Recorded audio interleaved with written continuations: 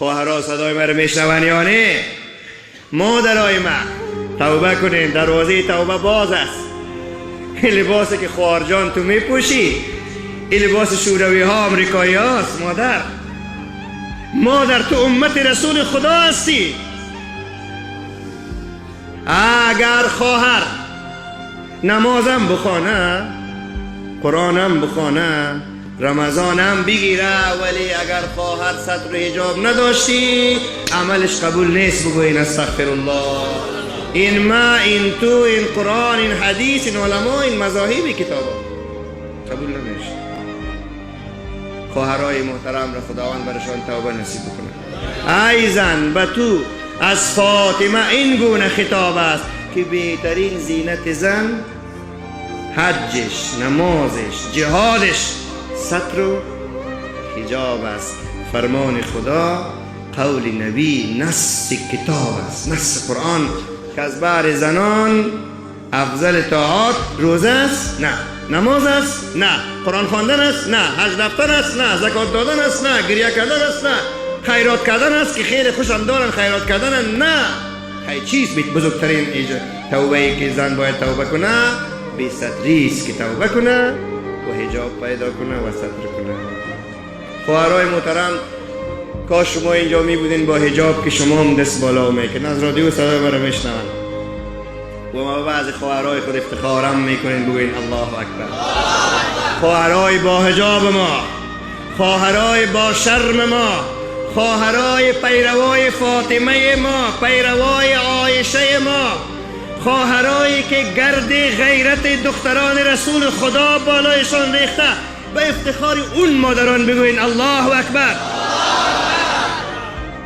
کجا بود خواهرایی که قرآن بخوانند در ایشان؟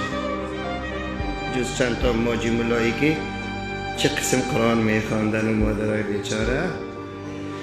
حالا کوچه شهر مدرسه قرآن دختراست. بگوین الله اکبر. همه با حجاب اسلامی میرن. این تو نیست که همه کمونیست و سیکولار و غرب زده و شق زده و بیدین باشه. گفتیم توبه کنین، توبه کردن. علما گفتن، خواهرکای ما گفتیم ما را گرفتن، به افتخارشان بگوید الحمدلله رب العالمین. وقتی ما پورا شد خواهرها را یک اشاره کردم که برشان مهم است. حتی یک خواهری که قرآن خوان بوده و پدرش دیروز آمده بود گریه میکرده و بالاخره خواسته که خانه همسایه بره، بعد شب خواب میبینه یکی از دوستای خدا را برش میگه دخترم خانه از خانه نبرای، جان پدر از خانه نبرای. حالا بیایه و ببینه بازار و شهر دیار ما را، دانشگاه و مکتب ما را، بنجاره و بزازی و لیلامی ما را، حتی در مندهی ما را که مرد نداری که روان کنی. باز اگر مرد نداری خود تو یک قسم لباس بپوش که کس طرفتو نبینه. گرچند مادر ایره بفهم، خواهر ایره بدان، ما مردان با غیرتی داریم که تو حتی اگر برهنه بگردی به تو نمیبینه. بگوید الله اکبر. شیرسه که به نیمه بلوز بپوشی به تو ببینه. ما ای تو مردان در این شهر داریم، مردان با حجاب. ما همیشه از زنان با حجاب گفتیم، خبر ندارین مردان با حجاب را که چشمایشان حجاب دارن. همین که مادر بیاید چشمش پایان است، اشکش میریزه، موی بدنش میخیزه که ای خدا این خواهرم است، این دختر افغان است، این امت رسول خدا است. او برش دعا میکنه. این تو مردان، شاید شما از اون مردا باشید ولی همه که تو باز با تقوا نیست دیگه. قرآن میگه که زنا که به حجاب بکنن از بی تقواها میگه نجات پیدا میکنن. با تقوا بدون از با حجاب و بی حجابی تو نیاز نداره.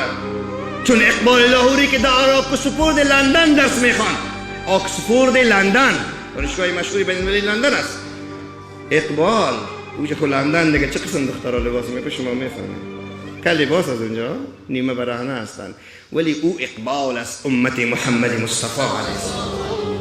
اینجا اقبال های زیادی ما در افغانستان داریم. خداوند برای ما و شما هم توبه نصیب کنه، برای خواهرای ما هم توبه نصیب کنه.